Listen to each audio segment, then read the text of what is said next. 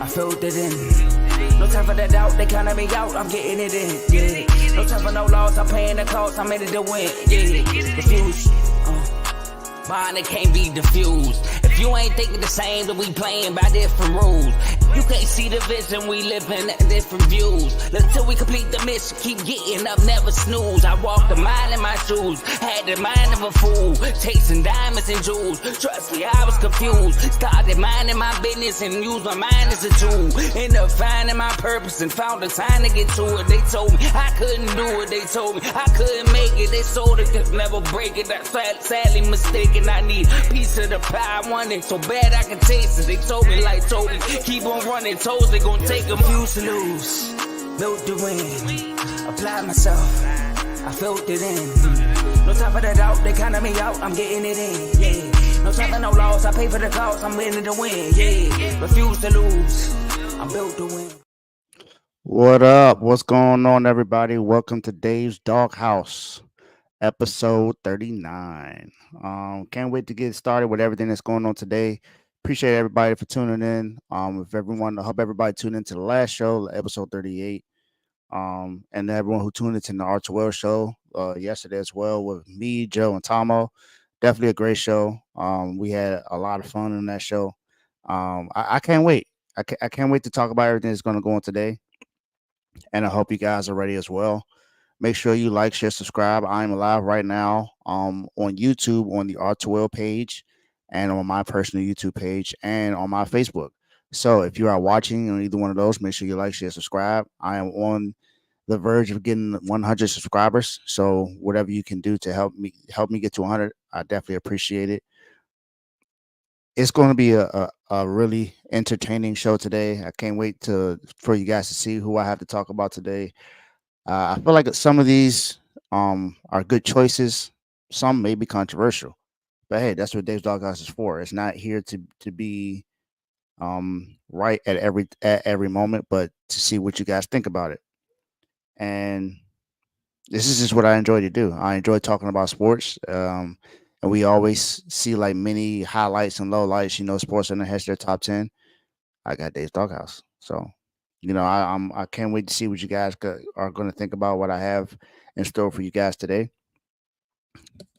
So let's get started. And before we officially get started, it is Dave's Doghouse, and this is just what I do. I turn up. Turn me up, up, up, up. All right, y'all. Let's go ahead and get started and talk about the dishonorable mentions. So, dishonorable mentions are the people that were more than likely close to being put in the doghouse, and some may very well deserve to be in the doghouse. But at this very moment, they're just going to be a dishonorable mention. And one is a wide receiver who was heavily sought after this offseason. He's improved the last 3 years of his career, getting to the Super Bowl last year with the 49ers, and he was due up for a contract. It was the last year of his contract, and now if you see everything, he got paid. He's getting $30 million a year over the next 4 years. And, this guy right here is pretty much, the number one receiver. It's Brandon Ayuk. Brandon Ayuk is a dishonorable mention this week because he's just not performing at this moment. And I wouldn't necessarily put him in the doghouse because he is rusty, but still to his standards, it's not necessarily what it should be. He's not necessarily creating separation like he should. He's fourth.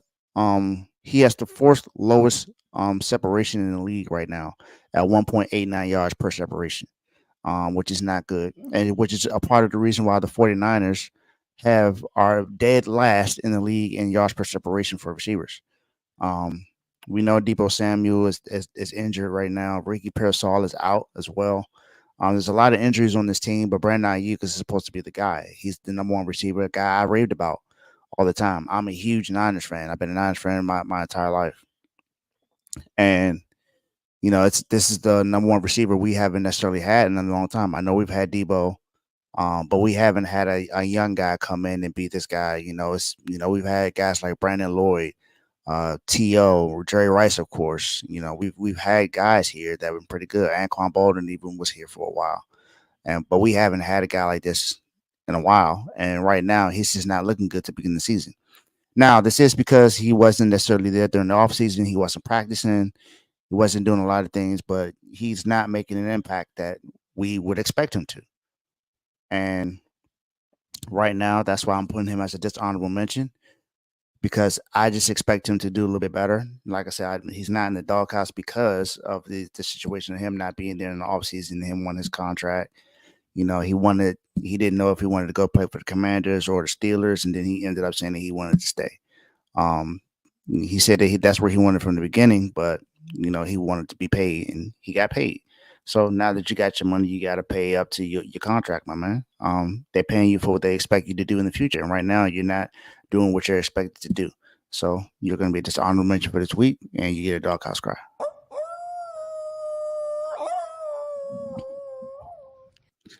All right, next up, this guy was told to me by some fans of F1 racing, and that he should definitely be in the doghouse. I'm just gonna put him in the dishonorable mention for right now. This will be revisited again because there is another race that's happening very soon, and if this guy doesn't win, then he's very well going to be in the doghouse more than likely. And it's a guy that I don't know if you've watched NASCAR before, but NASCAR is a different level of when it comes to racing. So you got guys like Jeff Gordon. A lot of people did not like whatsoever when it came to NASCAR racing. And Max Verstappen is kind of sort of one of those other guys. And then you had, I believe it was Jimmy Johnson was another guy that was in NASCAR racing that a lot of people didn't like because he just continued to win. And this guy in F1 racing is pretty much the same thing. Max Verstappen. Max is the guy. He's basically like the face of F1 racing if you really look at everything. And then not only is he the face, he's the guy that just continued to win. He kept winning. He kept winning. He got his first win in 2016. He has 7 wins so far in his career this year so far. Well, not his career, but 7 wins in this year in 2024. He's won races. He's won the Gulf Air Grand Prix, the Sudan Arabian Grand Prix. He won the Japanese Grand Prix, the Chinese Grand Prix, the Emilia Romagna Grand Prix. He's won multiple races. However, in his last 7, he has not won. He's lost the Airways Grand Prix, the Italian Grand Prix, the Dutch Grand Prix, the Belgian Grand Prix, the Hungarian Grand Prix. His last win was June 23rd this year in the Armanco Spanish Grand Prix. He hasn't won since then. So this guy is just like he's held to a higher standard. He's one of those guys to where it's like you almost expect him to win. And right now he's not doing that. I can't punish a younger guy like Lando Norris and put him in the doghouse and not talk about the guy who's supposed to be the face of the league, the face of the sport, and not talk about how he hasn't been winning either. And not only has he not been winning, he's actually getting reprimanded for cussing for using bad language in a press conference. So he got stuff like that he got to deal with, man. So Max, man, you just got to do better. You just got to do better. I mean, you're the face. You're the face of F1 sport. You're the one that everyone looks to when it comes to this sport. You got other guys, like I said, like Lando Norris. You got Lewis Hamilton's another guy. You got all these other guys. And even a young lady now who's in pole position in this race.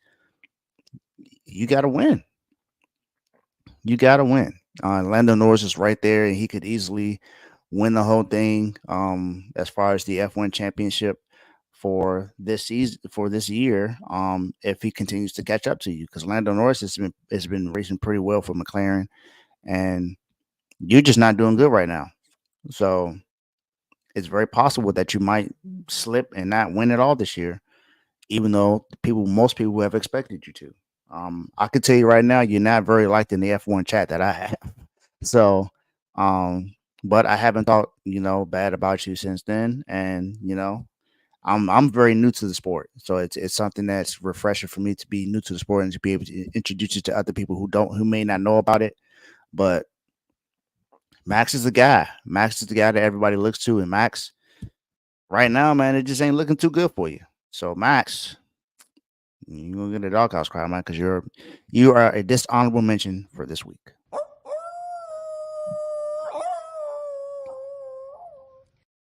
All right, and I actually want to give a shout out to the comments because I see my guy Joe was the first to comment.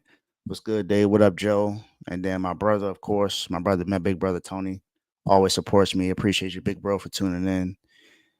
Yeah, it's always because they keep winning. That's that's normally how it is in sports. That's why most people don't like the Celtics or the Lakers, or they don't like the Cowboys, they don't like the Patriots, they don't like the Niners or the Steelers, because these are just teams that have won on a consistent basis.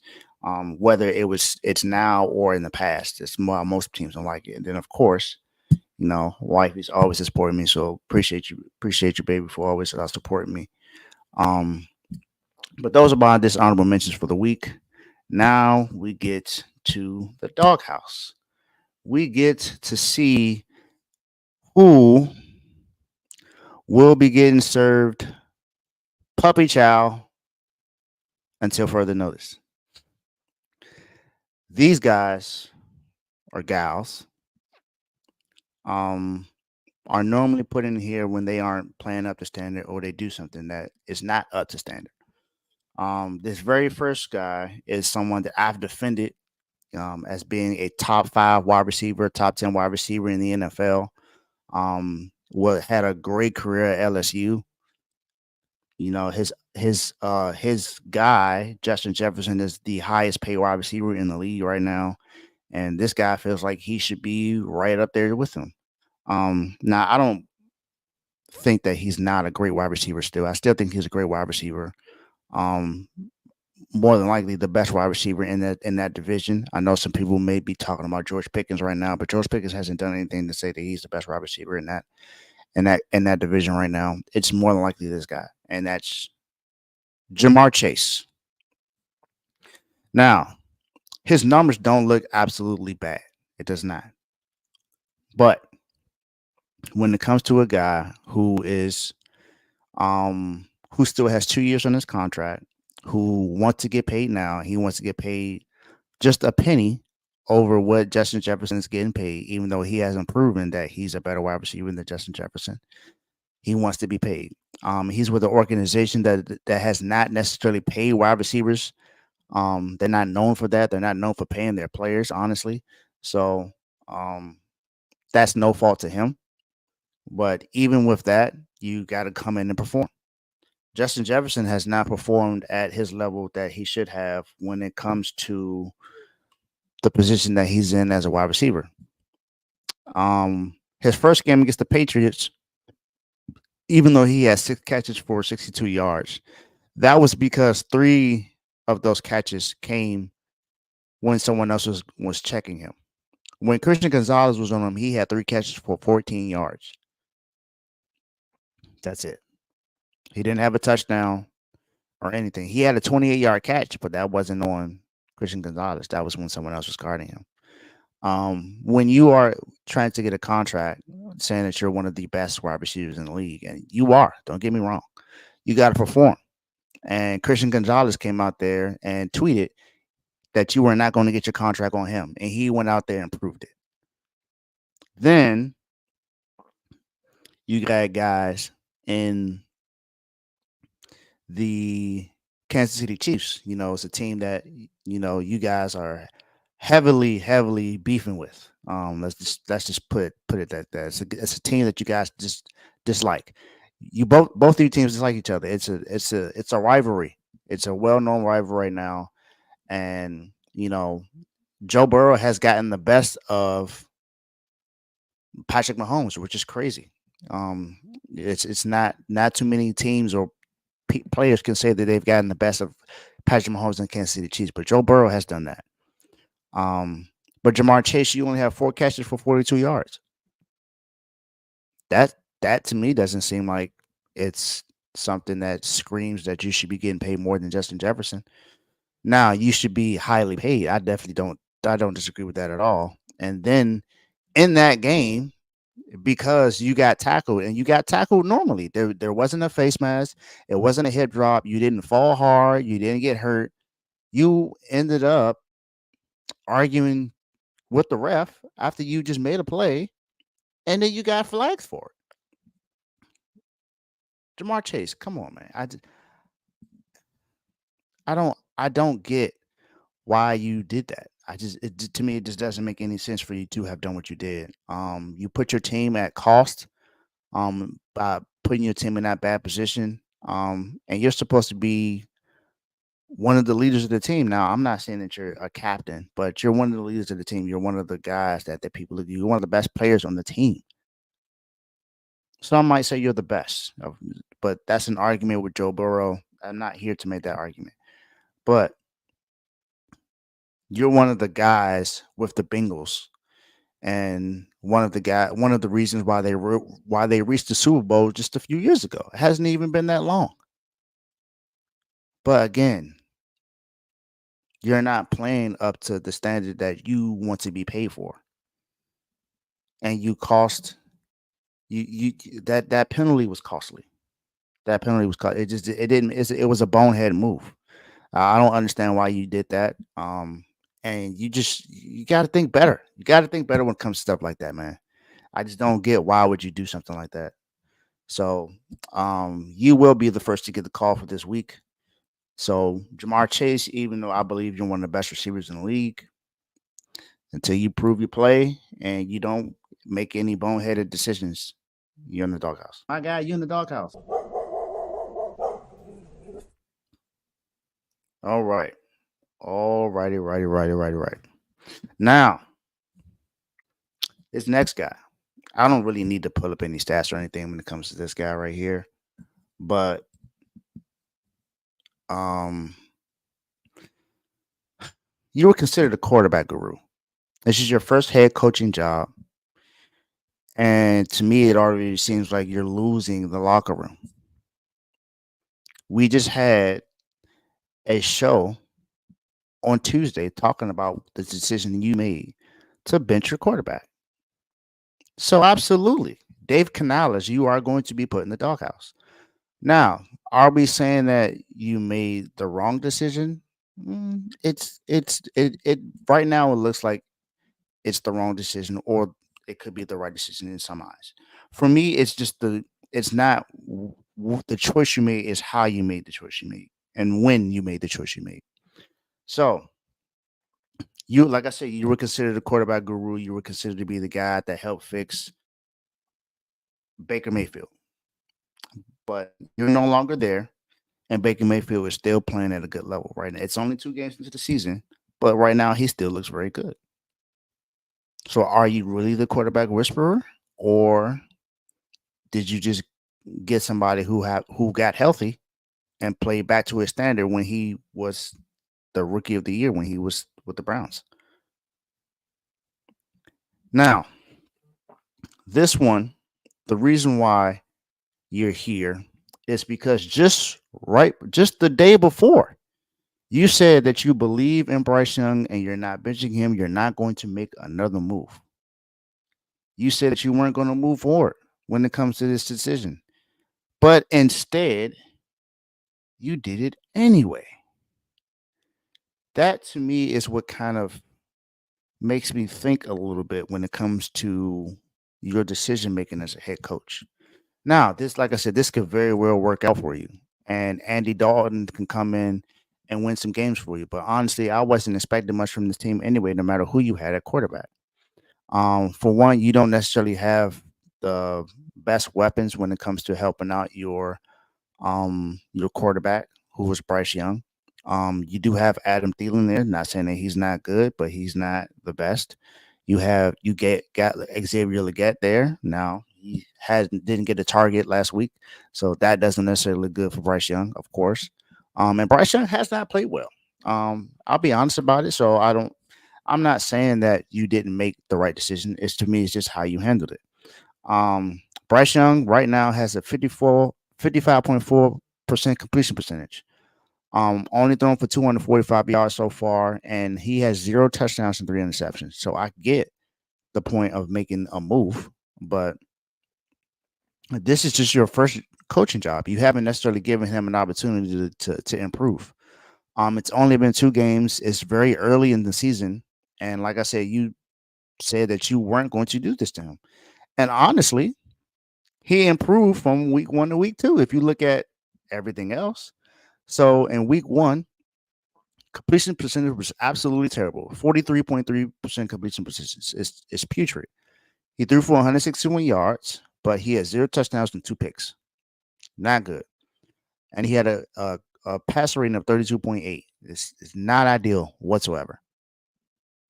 But in the next game, even though they lost, his completion percentage went up. It shot up. 69% completion percentage. He only had 84 yards passing, which is not good. I mean, it's not good at all. 0 touchdowns and a pick. So there's some kind of improvement about that. And yes, it's about wins. But honestly, the offensive line is terrible. The defense is not necessarily what it needs to be. One of your best defensive players are gone now. Brian Burns is with the Giants now. J.C. Horn has been getting cooked since he got back from injury. He has not looked very well, honestly. And I don't know. I'm not sure what you're expecting from Bryce Young, knowing that his offensive line is not good. Um, his running back can't necessarily help him. The running game is not good for the Panthers as well.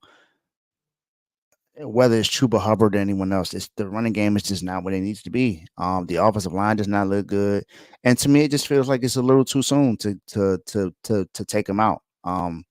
I feel like if this is the decision you were going to go with, you probably shouldn't have started him to start the season anyway. If you already had Andy Dalton there, I feel like this was, yeah. See, Joe is basically saying what I'm saying right now. If this was the decision that they were going to go with, then you should have started game 1 with Andy Dalton. You don't wait until after 2 weeks into the season to bench your future quarterback. Now he's going to lose even more confidence.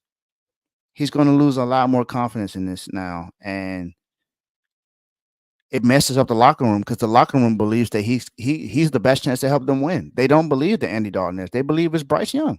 They said it themselves after the decision made, and then it caught everyone off guard. It caught everyone off guard. No one expected the decision. You basically just made this decision on your own after you said that you were not going to do this. So now it's going to become a locker room issue. Now, as I said before, this could very well be the best decision you made. But for me, it right now, it does not look good. Especially this being your first head coaching job. Your first head coaching job, you got a quarterback that was drafted #1 overall last year. And you're supposed to be the quarterback whisperer. You're supposed to be the guy to come in and help. And instead of helping him, you bench him. So for me, this is why I'm putting you in the doghouse. I think that you just have to do.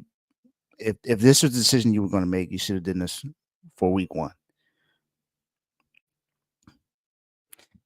Even if that was the case, Tony, you can still say that now. He's the #1 overall pick. You don't let 2 weeks give you a decision to say, no, I'm not moving forward with him for the rest of the season. You have 15 games left. 15 games left. I don't know another quarterback who got benched 2 weeks into the season because of their play. It didn't happen to Rex Grossman, and we all know he wasn't that good. Didn't happen to Jimmy Garoppolo. That's even though he wasn't one of the greatest, he won games. Now, I get it. The Panthers aren't winning games, but who expected them to win any of those games? Maybe someone thought that they would win against the Saints. I didn't see that happening.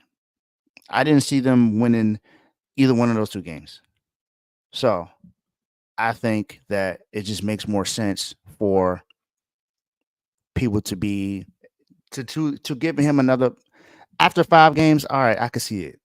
After 6 games, all right, cool. I can see you making that decision. But 2 games into the season, the first 2 weeks, and you're going against teams that most people are picking to make the playoffs this year, and not even that. You're the first game was against a Saints team that just dominated the Cowboys. So that's one. And then the Chargers are also 2-0 right now. The field from last year is based off something that you didn't have. It's not something that it's not what you coached. You didn't coach him that last year, so you can't go off that. It's two weeks into the season, so I don't agree with the move. I feel like it was too soon. And for right now, Dave Canales, I'm gonna put you in the doghouse, man, because like I said, I feel like the decision is gonna mess up the locker room for one, because these guys more so believe in him than you do, clearly. And they don't think Andy Dalton is the best decision. If they did, they wouldn't have come out and said that Bryce Young gives us the best chance to win. And like I said, you caught everyone off guard. And shout out to Bryce Young because he took accountability, saying that his play wasn't well.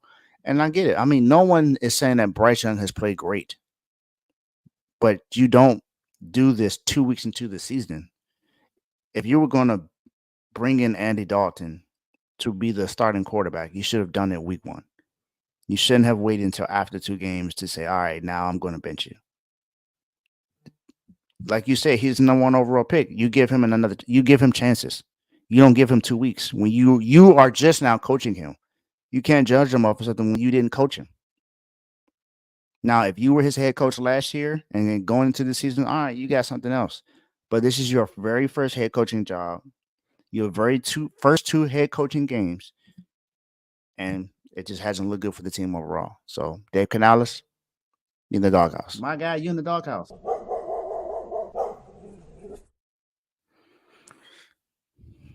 Got to do better. Got to do better. Now, we go to another head coach, but this is not in the NFL. This is in college. This guy is, he may very well be losing his job soon. He may very well be losing his job soon. Not sure exactly how soon, but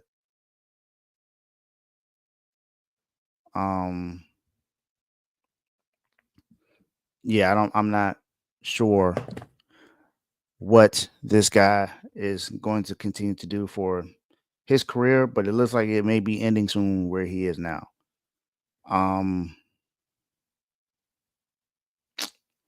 Just to put it frank, your team has started 1-2 so far.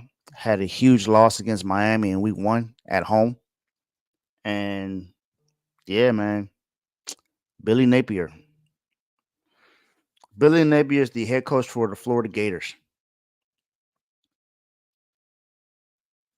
And hasn't started well so far this year.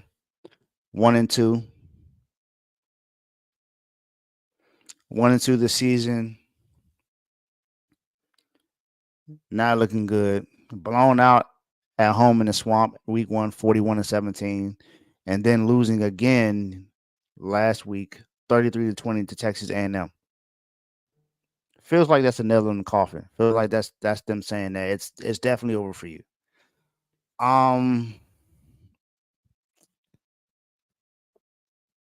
The obvious thing. 28 games you've been the head coach for Florida Gators.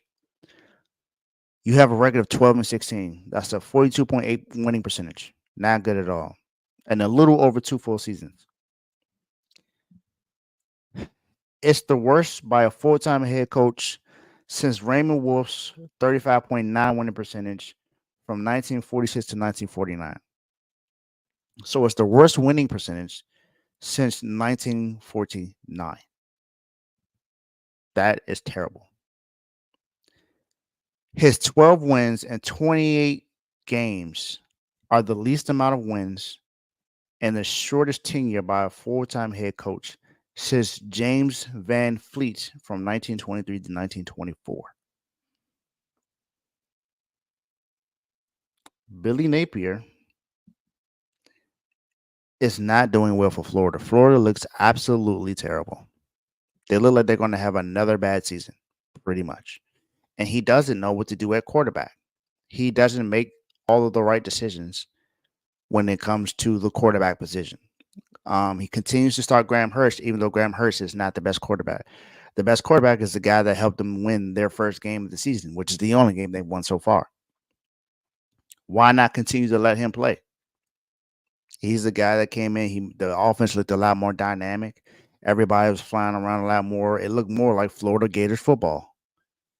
But right now, Billy Napier, you're just too much into your head, I guess, and you feel like Graham Mertz is going to help you win. You've seen Graham Mertz. He ain't good. He ain't the answer. He ain't the answer that you guys need to get to where you need to be. And I feel like it's just going to continue to make you guys look worse.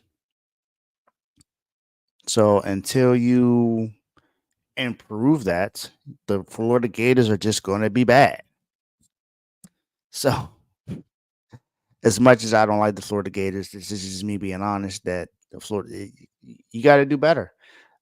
Miami owns Florida, so it's cool.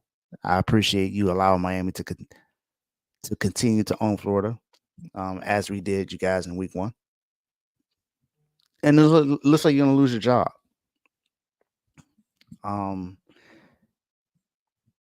Recruiting isn't good, and yeah, right, Tony. It's it might be Urban Meyer, it might be, man, but he's not doing well with recruiting. It's just not going well for you, Billy Napier, man. It's I don't know. I don't know what the answer is for you. Maybe you need to go back to the Raging Cajuns. I don't know. Maybe you need to go back to another small school or another team that's not in a Power Five or something like that. For you to get back to where you need to be to get the recruiting better, because it's not going to work in Florida. Let's be frank about it. Miami's going to take over that, and it's looking like that because the recruiting class in Miami has improved over the last 2 years. Especially this year because of guys like Cam Ward, that have come in to help out. So it's not looking good for Florida right now. And I'm not sure what's going to come of it. And you guys gotta continue to do something. Shout out to my boy Vaughn for tuning in. Appreciate you, my guy. But Billy Napier, you in the doghouse. My guy, you in the doghouse. Man, oh man. It's going to get better from here. Now, we're going to go get into the honorable mentions.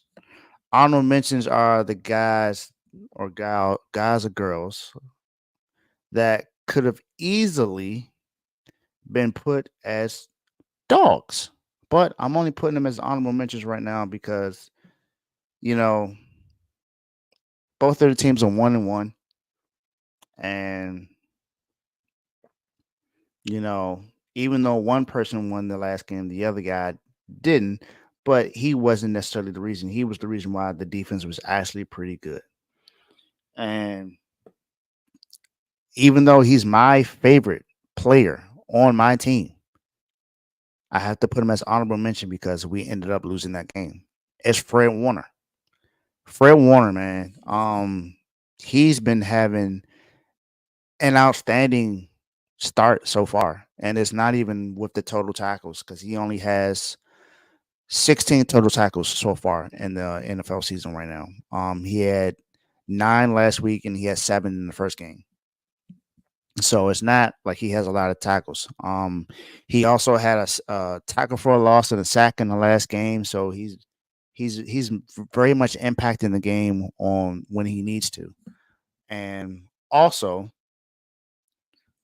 what he has done for me is he's forcing fumbles. Peanut Tillman, Charles Tillman, we know who he was for the Chicago Bears, and look at what he was able to do by forcing fumbles by punching the ball out. And one thing about Fred Warner is no matter what happens, he finds a way to force fumbles. Remember when the game against the Cowboys last year, he forced Tony Pollard to fumble the ball and forced a turnover that ended up to turn into a touchdown. Week one, Brees Hall, first catch, first completion for Aaron Rodgers of the 2024 season, turned into a forced fumble because of Fred Warner. And then last week, when the Vikings got into the red zone, who forced the fumble? Fred Warner. The guy is he is he is making his case to be what Joe calls. He's making his case to be the front runner for Defensive Player of the Year this year. Fred Warner is the best linebacker in the league. He has been for a while now. He's going to be a first ballot Hall of Famer whenever he calls it. Let's just be frank about that. He's an all pro. He's a pro bowler. He is the leader of this defense. He's the captain. He's the quarterback of this defense. And he is the reason why our defense is still very great. Even with the injuries, even though he doesn't have his guy beside him, Dre Greenlaw's not there.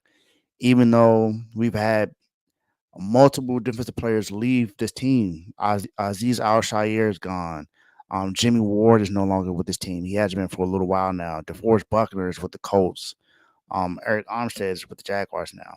But okay. Javon Kinlaw is now with the Jets, and he got a sack last night. So even with these guys losing, he continues to be the pillar for this defense, and he continues to make great plays, and he just continues to just do what he needs to do. And as that honorable mention, man, he does all the things he needs to do to continue to help our team win. And I appreciate everything you do, Fred Warner. I just can't make you a dog this week simply because we didn't win the game. And that, like I said, it's no fault to you, but I got to keep my standards the way that they are. So thank you for being an honorable mention and being a part of the future dogs.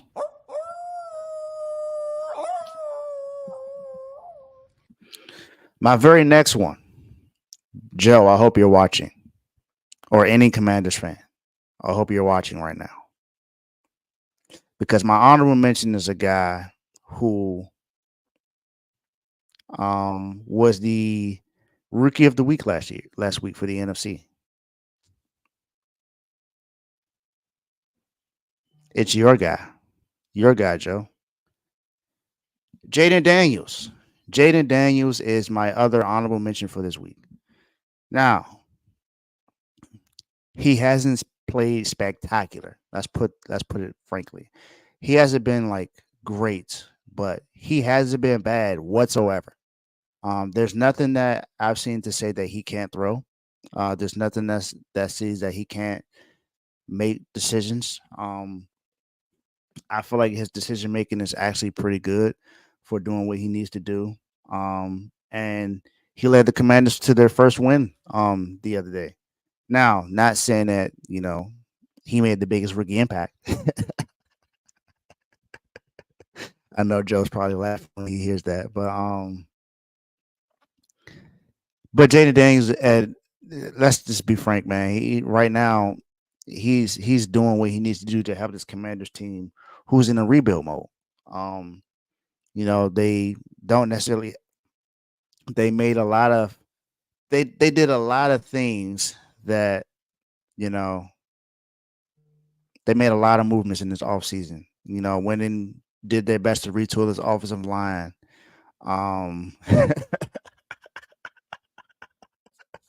Facts. He definitely barely beat Daniel Jones, but hey, he got the win. That's what matters.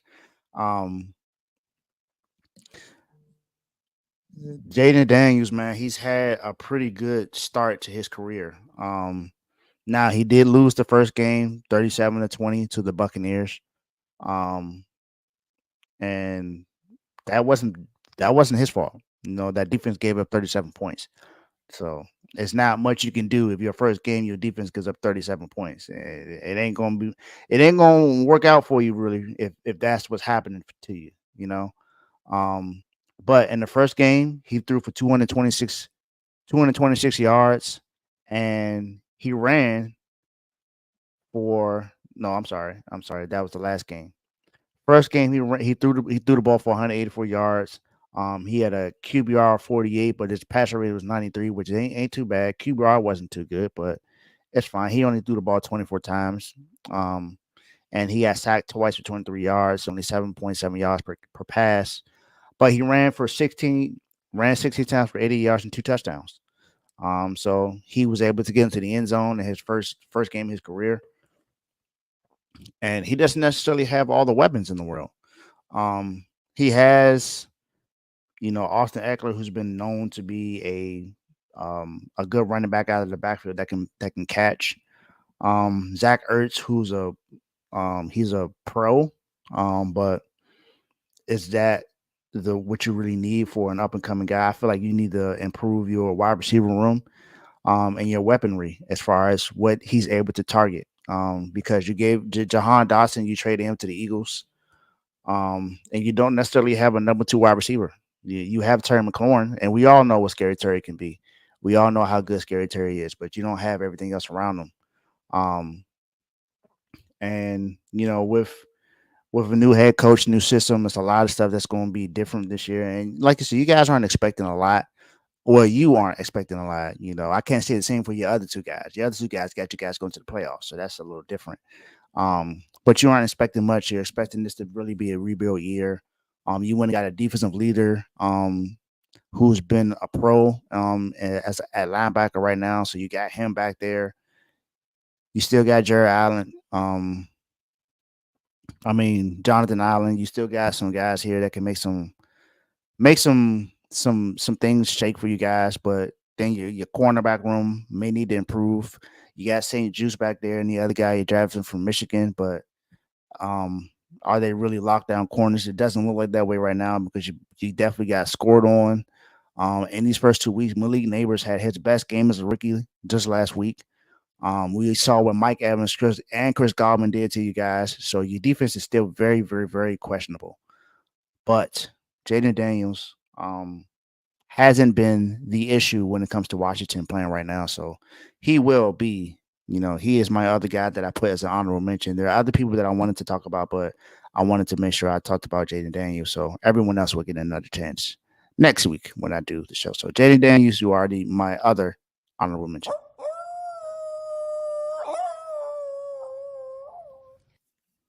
Okay. All right. Now I only have one last thing to do, and that's, of course, to talk about the dogs. Before I talk about the dogs, though, I want you guys to make sure that you like, share, subscribe. Like I said, I am 9 subscribers away from 100. So do whatever you can to make sure you subscribe to the show if you have not already. And let's do whatever we can to enjoy the rest of this show, because I think it's going to be fire.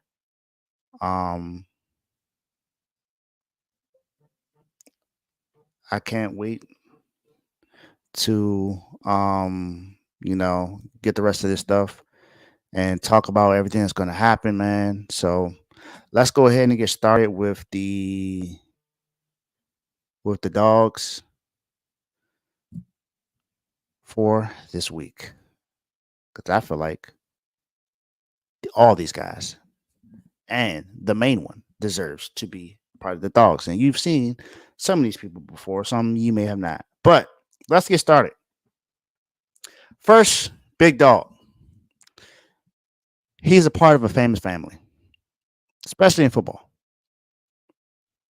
Father played for the Saints. Brother, uncles played for the Giants, the Colts, and the Broncos. You guys should have an idea of who I'm talking about. It's not that hard to figure out who he is. His father, though, played wide receiver in college and in high school. So for those people that are questioning why he's so athletic, it's because his father was athletic. Archie Manning. Are you surprised that I'm talking about Archie Manning right now? Archie Manning had a fantastic game last week, and he came in after Quinn Ewers got hurt.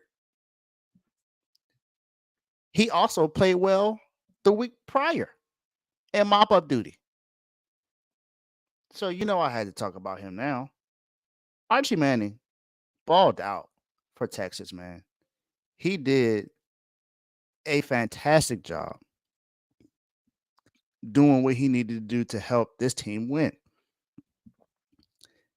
Last week, after Quinn Ewers went down, he came in and threw a touchdown pass in the first drive.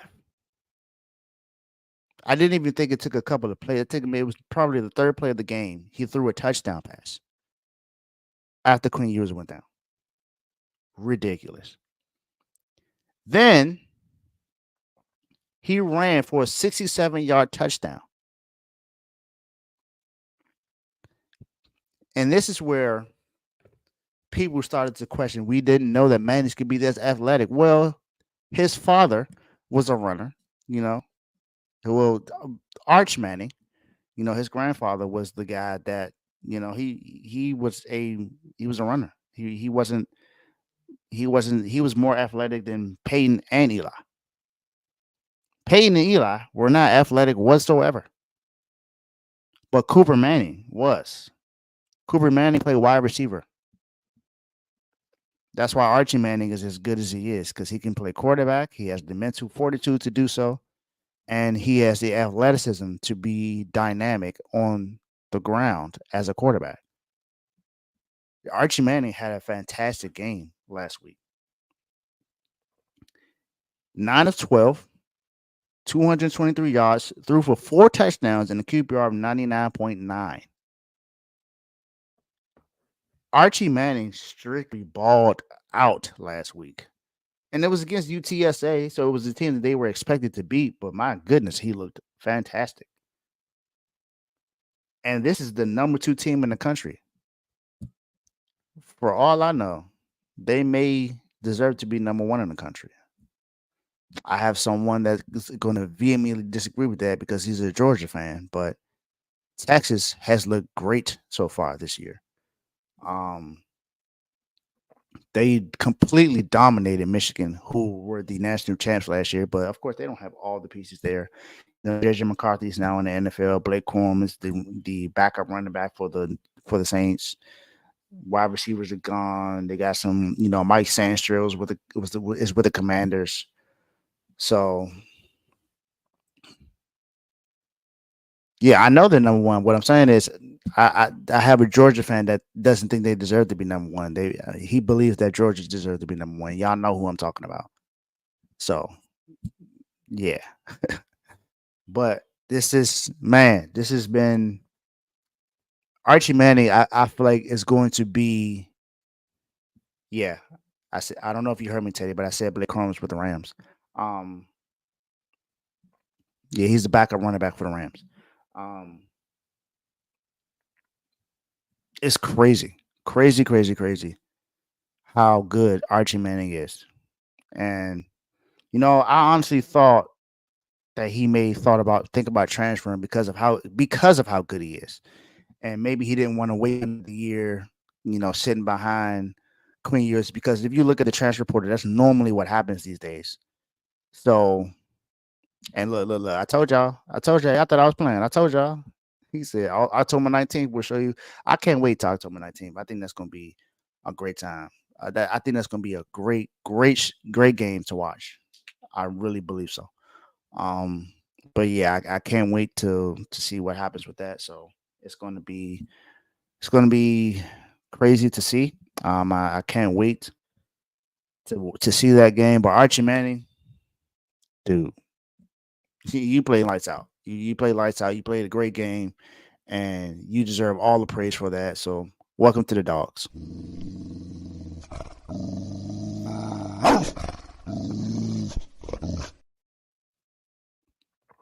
Okay, now see here we go discrediting somebody.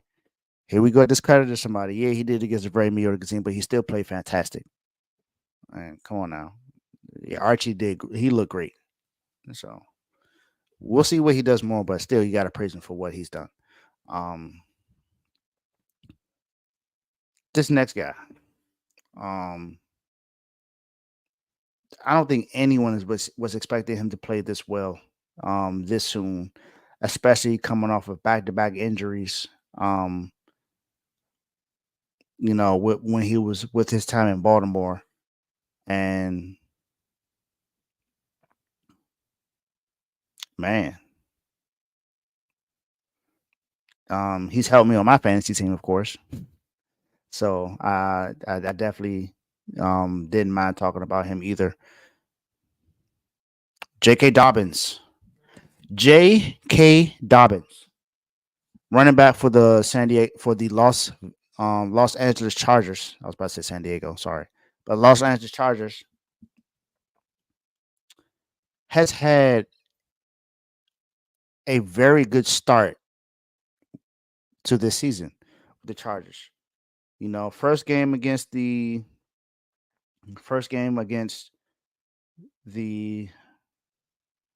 Raiders, 10 carries, 135 yards, and a touchdown. His longest was his touchdown was a 61 yarder. Crazy on a really good Raiders defense. Then in the very next week against the Panthers, which was just this past Sunday, ran for 131 yards, 17 carries, a touchdown, a 43-yard run. J.K. Dobbins has been lights out for the Chargers so far. Um, and I believe the Chargers are number one in their division right now, simply because they have a division win, playing against the Chargers in Week 1. Even though the Chiefs are also 2-0, the Chiefs haven't had a divisional game just yet. They did win the first game against the Ravens, and then they won against. Then they just beat the Bengals, but it wasn't a divisional game. So right now the Chargers are number one in the division. And then Harbaugh. And this is why I was high on the Chargers after Jim Harbaugh signed, because this is just Jim Harbaugh football. Pound the ground, man, on the ground. You got to make sure you do whatever you can to make sure that you are. No, I'm not benching him. Sorry, but J.K. Dobbins has been playing really, really good so far this year, and it's also due to one of his rookies, Joe Alt. Has been a shining star for this offensive line right now. And a lot of people looked at the Chargers, including myself, saying that, man, they lost all these weapons. Mike Williams is gone, and we had a Mike Williams sighting last night. Keenan Allen is gone, even though he's hurt right now with the Chargers. But we know how good Keenan Allen was last year. He had his best career year last year with the Chargers.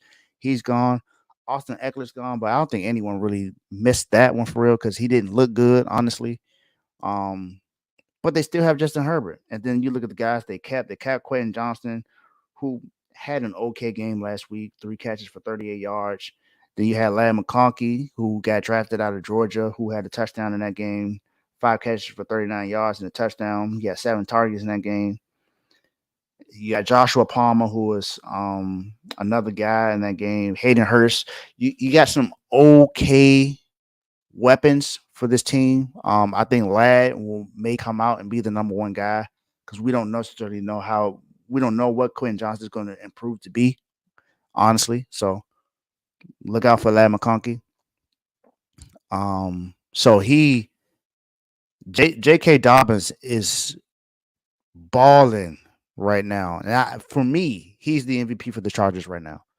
I know that Justin Herbert is the quarterback, and we know he got his contract and everything, and he's the guy. Some people say he's top 5 or top 10 quarterback. Hey, that ain't for me to argue right now. J.K. Dobbins has been the MVP for the Chargers right now. It's been him. He's been the guy that's been making the plays. He's been running like he needs to. Whether it's making people miss or running people over, he's been doing whatever he needs to do. And this is after, like I said, after having 2 major injuries. He was injured last year. He was injured the year before. And he looks healthy right now. So J.K. Dobbins is having a fantastic start to his year with the Chargers right now. So, J.K. Dobbins, welcome to the Dogs, my guy.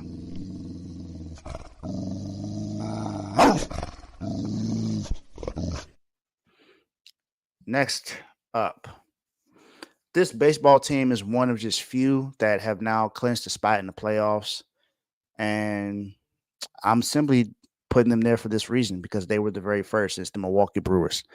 Milwaukee Brewers are in the postseason. They have won their division this year.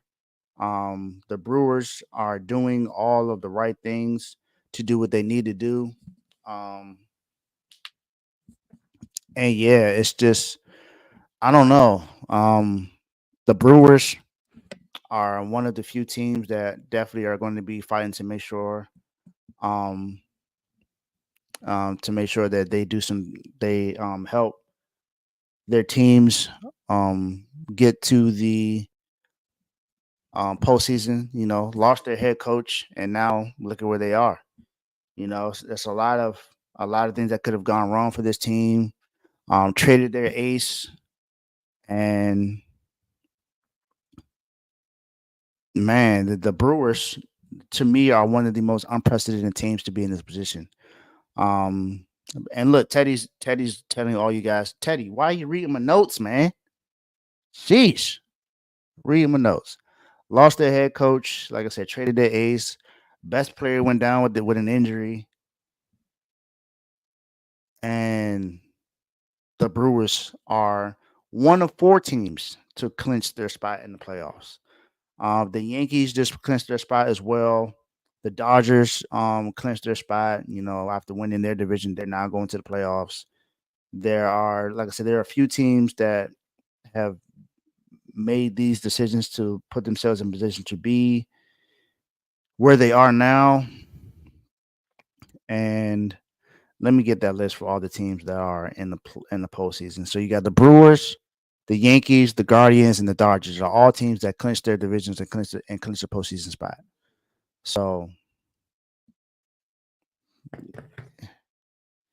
yes, I know. Senior baseball. I got you. I got you, my guy. But you just reading all my notes, man. Sheesh. You did it, and Carl did it last night.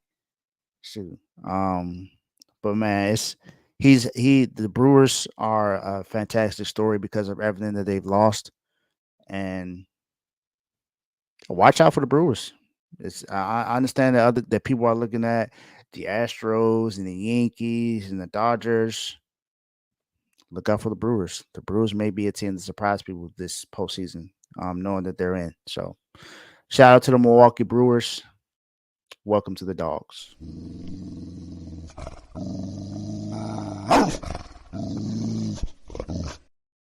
All right, I think this next guy is going to be very well. You won't be surprised that he's here. He is right now leading what most people would say he's leading the country in being the Heisman frontrunner right now.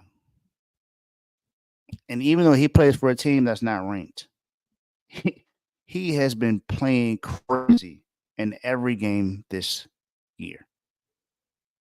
We know how great he was when he was with Jackson State. We saw how great he was last year, even though Colorado only won 3 games last year. Travis Hunter has been playing out of his mind so far in college football. Everybody knows that viral catch that he had in week 1 where the cornerback was draped all over him. It looked like he had no opportunity to catch it. When he clearly just got a flag the play before on the same exact guy on the same exact play. And then he went and got a touchdown right after Shador told him to make sure you catch that next time. And he caught it and got a touchdown. He had 3 touchdowns in that first game. 3 touchdowns in that first game. Travis Hunter, man, look, it's I kind of get lost for words a little bit when it comes to Travis Hunter. He had 10 catches. No, he had 7 catches for 132 yards and 3 touchdowns in that first game. In the second game, even though they lost to Nebraska, he was the only bright spot. 10 catches for 110 yards. Crazy, crazy, crazy, crazy. And then against Colorado State last week, 13 catches, 100 yards, and 2 touchdowns. Now, that's just the offense. We know that Travis Hunter plays both sides of the field. He has also been a really good cornerback, making stops, not allowing touchdowns. Dog. Travis Hunter, to me, and I'm a huge University of Miami fan, and I definitely think Cam Ward deserves to be talked about in the Heisman right now. But it's only been 3 games so far. Travis Hunter, to me, is the best player in the country right now. He is playing ridiculously out of his mind. And Travis Hunter is going to be the most sought after guy in the NFL draft in this upcoming season. You got teams like the Commanders and the Ravens and the Cowboys. There's other guys. There are multiple teams that want to see where he falls because they want to draft this guy because they know how dynamic he can be. Depending on where he goes, he may play both, or he may just be a receiver, or he may be a corner. But I'm telling you right now, he is ridiculously good.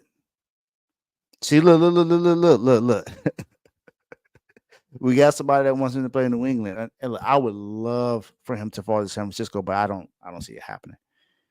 So that would be crazy to see him wherever he goes next season. But he is playing bonkers right now for Colorado. He's been the brightest spot. Now, we know we hear about Shedeur Sanders, of course, because he's a quarterback. He's also Deion Sanders' son. But Travis Hunter is the star of this team. He is the best player on this team. I don't care what anybody says.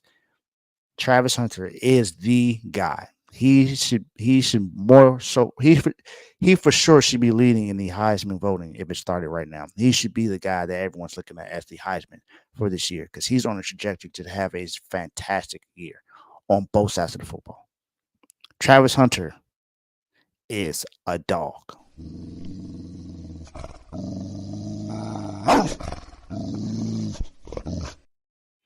All right, now I need to find out where Carl is. That's what I need to find out. Carl, where you at, man? Where you at, Carl? Because I got somebody that you would really, really like to hear from and that you really like to know about. His name. And he's been on the show before. But he just did something fantastic yesterday. We thought that what happened, that we thought he wouldn't do that until today. But he wasted no time. Teddy, I know you got the notes because you see who I'm talking about. I talked about him before, but I could not talk about him again. I'm sorry, but I'm sorry. It's just Shohei Ohtani. Shohei Ohtani. Oh my gosh. Oh my gosh. Ohtani. He just last night became the very first player in baseball history to have 50 home runs and 50 steals, 50 stolen bases. He is the first player with a 3 home run and 10 RBI game in a game since Scooter Gannon's 4 home run game in 2017. There are 128 players with 50 stolen bases, 32 players with 50 home run seasons. But as I said, the only player with the 50 home run and 50 stolen bases in a season is Shohei Ohtani. Yesterday, just last night, he was 6 of 6, 3 home runs, 10 RBIs, 2 stolen bases, and he touched base 17 times.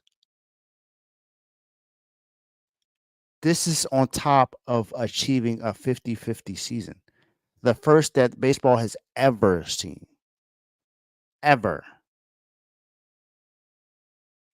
He's the first Dodger in franchise history to hit 50 home runs in the season. And he broke Sean Green's record of 49 in 2001.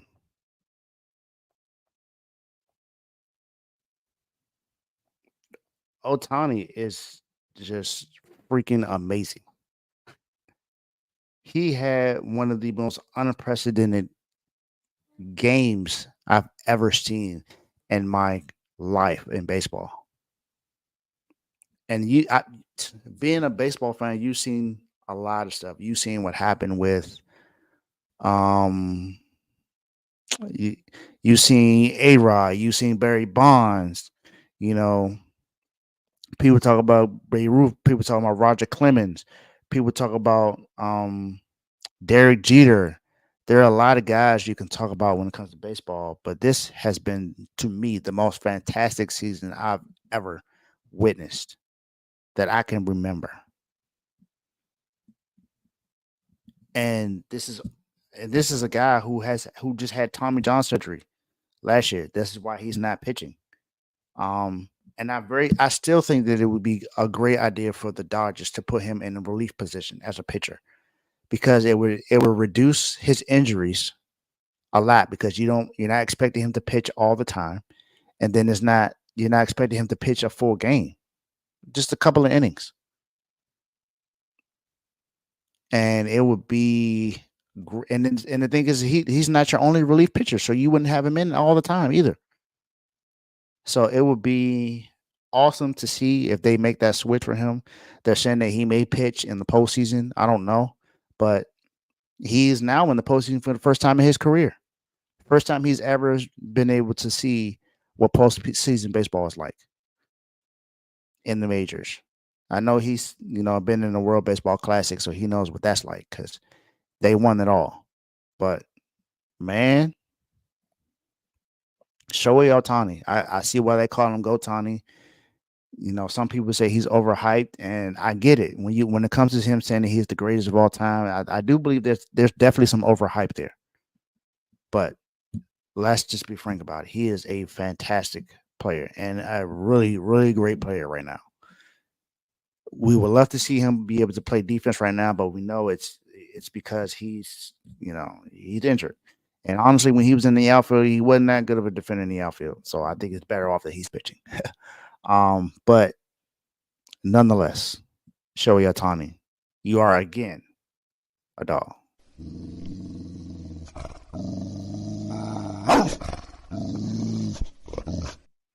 All right, we're down to the last two. We got two more to talk about, people.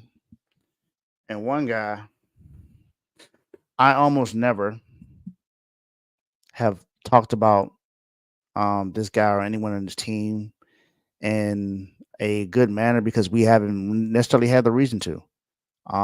But to be honest, he's had a fantastic year. Well, he's played very well so far from what I've seen in his career. Well, not his career, but this season. Just in these first 2 weeks, he's actually played pretty well. And we know how good he can be. I mean, he was drafted high coming out of Oklahoma. And he did something that put his jersey into the Hall of Fame last week. Kyler Murray, man. Kyler Murray just had one of the best games of his career. He had the best game of his career last week. 17 of 21, 325 total yards, 3 touchdowns, and he had a perfect passer rating. He became the second player in NFL history with 250 passing yards, 50 rushing yards, and a perfect passer rating. The second player to do that. The only other player to do that was Ken Anderson, who accomplished this November 3rd in 1974.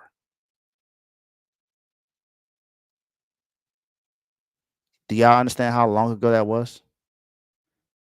That was 1974. 1974. That was over 50 years ago. The last time someone was able to do something like this. 50 years ago. So he rightfully deserves to be a dog for this week because he balled out. Marvin Harrison had a 2-touchdown game in the first quarter because Kyler Murray was balling in that game. Kyler Murray played out of his mind against the Rams, and they blew out the Rams at that. And I don't think anyone expected that to happen. No one expected the Cardinals to blow them out like that. No one. Not one. Now they're second in the division right now, with the Seahawks being the only team that's undefeated in the division right now. So Seahawks are 1, Cardinals are 2, Niners are 3rd, and the Rams are last. So man, a lot of people were saying that the Cardinals are going to definitely challenge some teams this year, and right now, it definitely is looking like they're going to do more than just challenge teams. It's like they're going to scare teams to death because this defense looks good and this offense looks like it's clicking on all cylinders. And Kyler Murray has been the best player on the team so far. So, even though they're 1-1, I'm telling you, they look dangerous. So, Kyler Murray, welcome to the Dogs.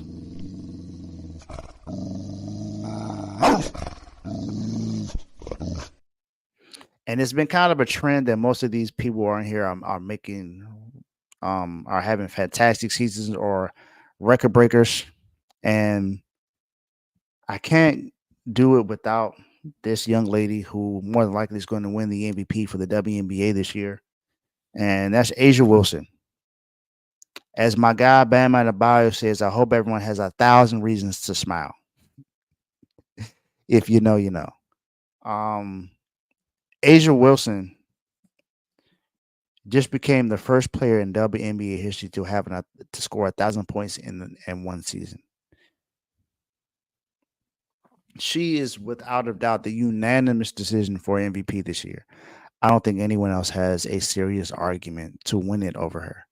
Now you have other people that may be in the conversation as who could get an MVP vote, like Nafisha Collier, Caitlin Clark. I believe Caitlin Clark will get an MVP vote because she's had a fantastic rookie season, and she's going to be without a doubt the rookie of the year. But Asia Wilson is doing something so great this year that you can't not talk about it.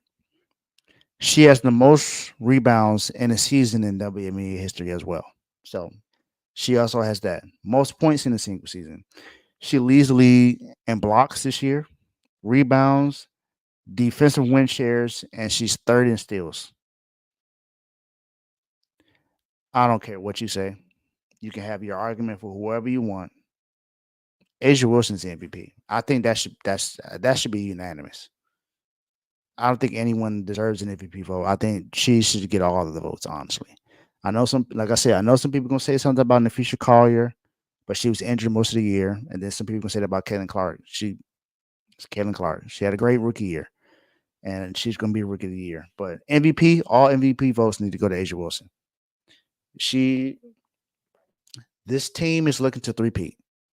She's the leader of this team with Kelsey Plum and all these other young ladies on this team that are ballers. Jackie Young. I can go down the line for all these ladies, but they balling, man. They balling, and she's the leader of this team. She's the best player in the team, best player in the NBA, and she is clearly going to win MVP this year. Asia Wilson has been phenomenal this year, averaging over 30 points per game over the last month or so. And she unstoppable.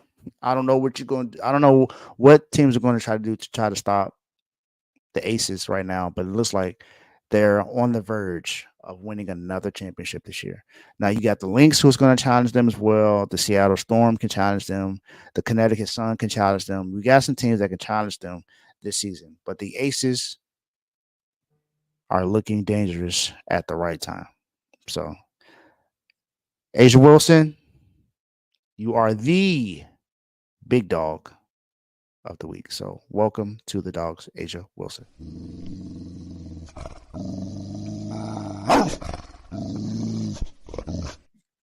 All right, that concludes my show for this week. I appreciate everyone that tuned in.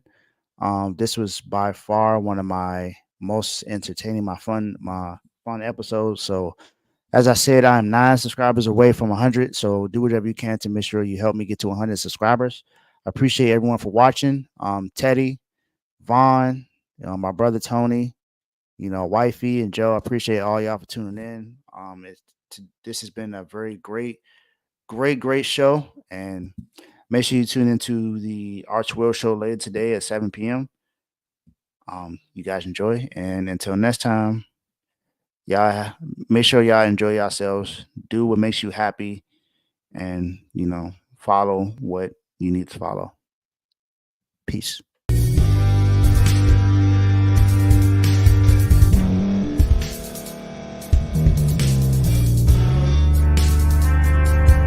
Thank you for staying to the end. If you're watching this on YouTube, please like this video, subscribe, and also hit that notification button so you can be notified next time we put out a video. If you're listening on any podcast platform, subscribe and hit that notification button, y'all, so you can be notified we put out another podcast audio. And last but not least, hit that share button. No matter what you're listening to or watching it, hit that share button and send it to somebody that you know that would love to watch this episode you just listened to. So once again, thank you for staying to the end, and we'll see y'all in the next episode.